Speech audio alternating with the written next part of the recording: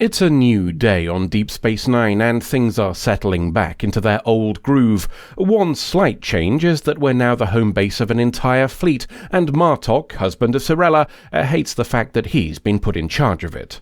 Another change is that Worf's son Alexander is being transferred from the Rataran to another ship, not for buggering things up as expected, but because most of the crew is leaving to replace lost personnel on a cruiser. The upcoming departure, coupled with Quark trying to present his bar as an excellent wedding venue, has Dax suggest that the marriage between she and Worf could be brought forward. Worf had his heart set on going to Kronos after the war for their wedding, but there's no telling when or if he'll see Alexander again. Worf eventually agrees, though whether that's because of wanting to involve his son or simply the number of eyes on him is left up to the viewer. It won't be much of a rush at least, as Worf already has everything planned out, a situation Dax finds agreeable as she has the memories of former hosts having done all of this shit 5 times before. She's saying as much to Kira when they see Odo. Briefly anyway, as he ducks down a corridor, he and Kira having been avoiding each other so they can put off the inevitable very serious conversation about his prior actions. The wedding might be a handy distraction then, as well as the build-up to it. Worf's inviting Sisko, Bashir and O'Brien to join in a ceremony that he says is similar to a bachelor party, only one that lasts 4 nights. Not that Dax is going to spend the time alone, as she'll be occupied as well. Cirella, wife of Martok, is the wife of Martok, husband of Cirella, and she has the final say over who can marry into the House of Martok, house of husband of Cirella. Convincing her may be more difficult than it sounds based on her sparring with her own husband, though his reactions suggest that this is not only normal, but actively enjoyed by him. Her decision is based on 4 days judging if Dax is worthy, and it starts out terribly. A misunderstanding, possibly a deliberate one on her part, is followed by her insulting Dax for using replicated candles, instead of taking some time away from a literal war to go and make her own on Kronos. The reason Worf learns is because Cirella, wife of Martok, is not entirely on board with the marriage. She thinks Klingons shouldn't sully their culture with alien influence, and Martok, husband of Cirella, says Worf trying to convince her Dax is worthy would be unwise. Turns out Cirella, wife of Martok, doesn't much care for Worf either, though had no say over him joining their family. Quite how she'll behave now she's the one with the power to turn all of this to shit is anybody's guess. The Klingon bachelor party is starting, and many of its attendees are just now learning that the similarities have been somewhat overstated. After being given some giant cotton buds, the purpose of which is to symbolically attack Worf and Jadzia as soon as they're married, we find out the party is not so much booze and debauchery as fasting and endurance.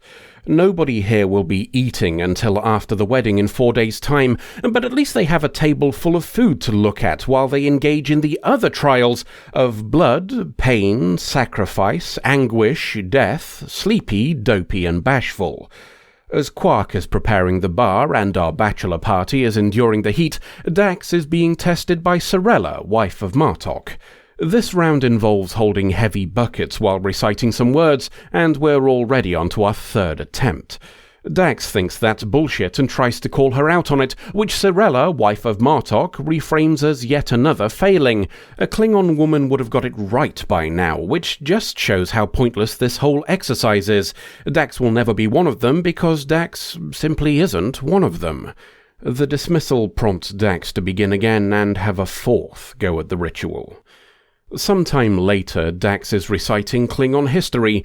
The problem is that she's not supposed to be, as this was meant to be a recital of all the women ancestors of Cirella, wife of Martok.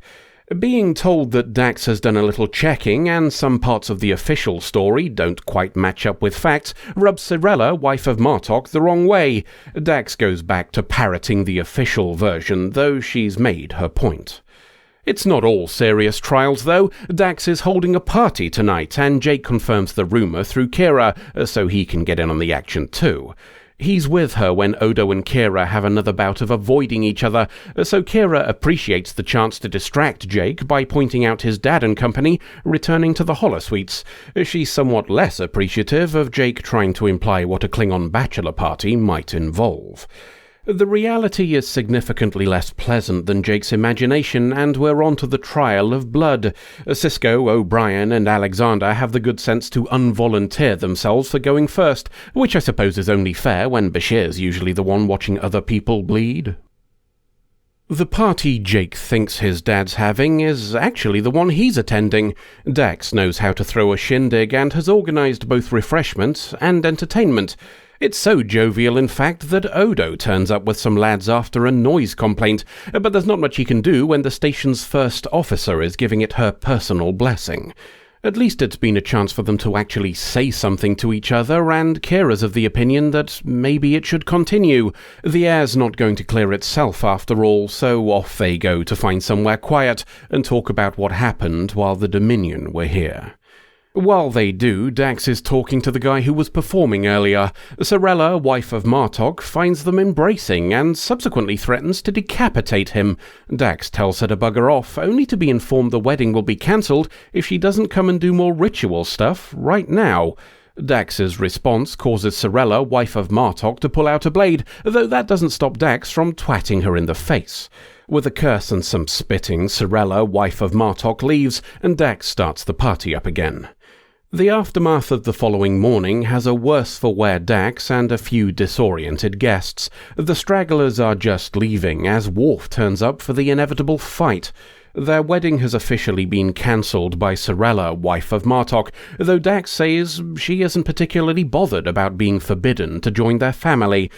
The argument is postponed for a moment when they discover Kira and Odo in their wardrobe, apparently so deep in conversation that they lost track of time, but it kicks off again once they've left. Worf is insistent that Dax needs to beg forgiveness, an idea that Dax flat out rejects. Worf's taking this whole thing far more seriously than she is, as she'd be perfectly happy with Cisco just doing the job in his office. Telling your future marriage partner that you're not particularly asked how it happens is perhaps not the most tactful thing a person can do.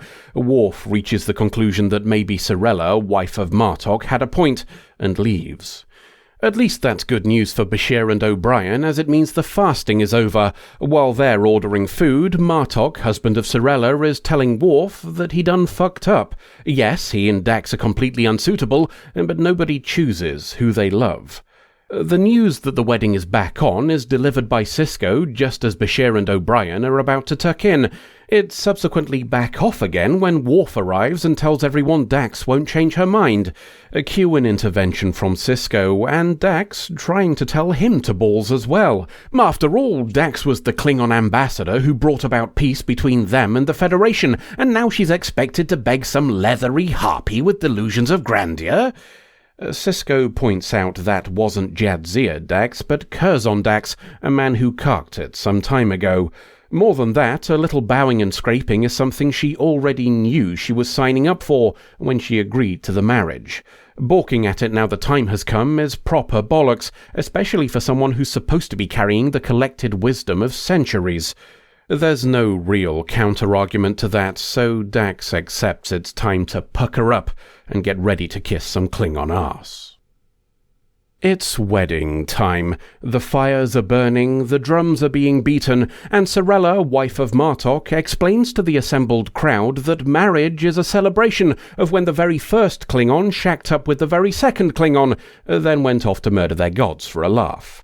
I-do's are I-do'd, and the process ends with the bride and groom having the shit ceremonially knocked out of them, so we'll leave Bashir and O'Brien to repay Worf for all the fasting and trials, until the next adventure.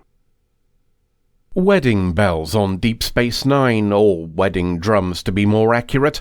The frequently turbulent relationship of Dax and Worf is now a marriage, likely also a frequently turbulent one. For those viewers of the belief that their relationship is completely mismatched, the episode seems to entirely agree, before going on to say it just doesn't matter. Attraction is more than mutual similarity, an often incomprehensible force that can bypass the brain entirely. We could likely have a long discussion on how much of that boils down to either our imaginations or simple lust, but our species has been trying to figure such things out for millennia, and it hasn't helped a jot, so let's not bother. Dax and Worf want each other, and that's the end of it. Of far more interest, at least to me, is that the episode dips into the joined Trill psyche some more. That's something we've spoken about here before, theorising that Trill society could risk becoming something more like Stargate's Goa'uld without significant checks and balances in place. What Dax's behaviour in this episode shows, though, is that even with significant controls to prevent the rise of despots and tyrants, carrying the experiences of multiple lives still brings other risks. Claiming the past actions of other hosts as her own raises questions about just how all those memories fit together in the goulash of personalities, but it also displays how easily joined Trill can succumb to arrogance and egotism. Joined Trill are already placed on a pedestal by their own society, so having that feeling multiplied by every single host makes the danger of considering yourself part of the elite ever more tempting. Dax's behaviour here towards the mistress of a Klingon great house might be the most stark example of that attitude, but it's not the only one, and Dax's actions even when we first met her can be reframed this way. Her behaviour towards Bashir's affections, and by extension all young people, is at best aloof and at worst dismissively patronising. That would be bad enough even if it had a basis in fact, but Dax has been one of the most romantically involved characters in the entire show, which makes it thoroughly hypocritical to boot. All of which might raise an interesting prospect. We're told the initiate program for hosts is to ensure they have the best of the best, as well as sufficiently strong wills to become part of the Gestalt, rather than subsumed by it. Might another reason be to temper the accumulated generations of ego and arrogance? A fresh infusion of meekness every few decades might itself be a requirement to prevent the very despotism and tyranny we mentioned before. Let's move on and have a look at the topic of outsiders joining a Klingon great house. We are Klingons, Worf. We don't embrace other cultures, we conquer them. If somebody wishes to join us, they must honour our traditions and prove themselves worthy of wearing the crest of a great house. A speech given by Martok, husband of Sirella, in response to Worf calling the rejection of alien cultures xenophobic. On the surface, it does sound like just that, essentially boiling down to, if you want to join our club, then you have to be the same as us. There's an uncomfortable truth here as well, though. You could apply exactly the same mindset, albeit more diplomatically phrased, to the Federation. We are the Federation, Worf. We don't conquer other cultures, we embrace them. If somebody wishes to join us, they must abide by our charter and prove themselves worthy of becoming a member. Sirella, wife of Martok, isn't imposing her traditions on Dax and forcing her to abide by them. She's simply setting out the entry requirements for her club. Dax can choose not to join at any point, just as the Klingons can choose not to join the Federation. Are those entry requirements prejudiced? Well, yes, from our point of view, but it's not our club, so we don't get to choose what is or is not ethical. Her roof, her rules. I'm afraid we're going to end this one on a bit of a downer. I don't like to finish a video on a negative, but this is so egregious an oversight that I think it's valid. We just had a 6-part story where Odo went to the brink of the dark side, almost stood by as everybody he's ever known were either enslaved or killed, and how do we handle the aftermath of that? We stick him in a closet with Kira. It's such an enormous failing that even those involved with it consider it as much. Neither Nana Visitor nor René Auberjonois were happy with how it went, and that's echoed even by those behind the scenes, with showrunner Ira Stephen Bear and writer Ronald D. Moore admitting the whole thing was a mistake. The reason given is that the original idea, that of having Odo apologise to everybody involved and then withdraw from socialising with any of them, didn't have any sort of satisfactory conclusion. The closet idea was thrown together in a rush as a result. Speaking personally, I'd rather have had an episode or two of Kira and Odo being deeply uncomfortable around each other while they thought of something else, rather than what we got. Whether that would even have been possible under the pressures of writing and filming are another matter entirely. Whatever the reason, it leaves us with a chasm between two main characters that we're just supposed to believe got solved off-screen. I don't personally see Kira as the sort to let a betrayal go after a quick natter, and that's without the question of how Odo's change of heart might relate to future Odo's willingness to sacrifice others for her. Even the good result here is potentially for bad reasons, so ignoring all of the questions raised and telling us it worked out fine simply handwaves some very far-reaching consequences. Now, I'm sure loads of you can headcanon your way out of what was said, and there's plenty of room to argue Kira understands based on her own unintentional descent into collaboration, but the point is, this is something so fundamental that it should never have been up to the viewer. Imagine cutting out the meeting between Emperor Palpatine and Luke in Return of the Jedi, and instead moving straight to a shot of everybody gathered in the pub afterwards, saying how great it is that the Empire's sorted now. It's an integral part of the story, and one that's keenly missed when absent. For my money, it's one of the most serious missteps in Deep Space Nine, and knowing the show didn't make all that many of them doesn't help soften the blow. End of episode. You can do this, buddy. I believe in you. That's easy for you to say. You're not the one trying to stop internet traffic to flag down a search engine. Isn't this a normal instinct for you, though? Dogs are supposed to chase traffic. That's Earth dogs and normal traffic. I'm a digitised copy of an alien canine adjacent species trying to flag down visual representations of data. The two situations don't have an whole lot in common. Well, that should mean it's safer than a normal road then, right? Oh yeah, Electric's well known for being perfectly safe. All those warning signs are just for giggles. Look, we both know this is going to hurt because it's the O'Brien tax, but she'll survive. That's how this works. The sooner you get on with it, the sooner we can get the hell out of here. Oh, bloody hell. I'll do you for this, you git. Wow, I didn't know legs could bend that way. Woof.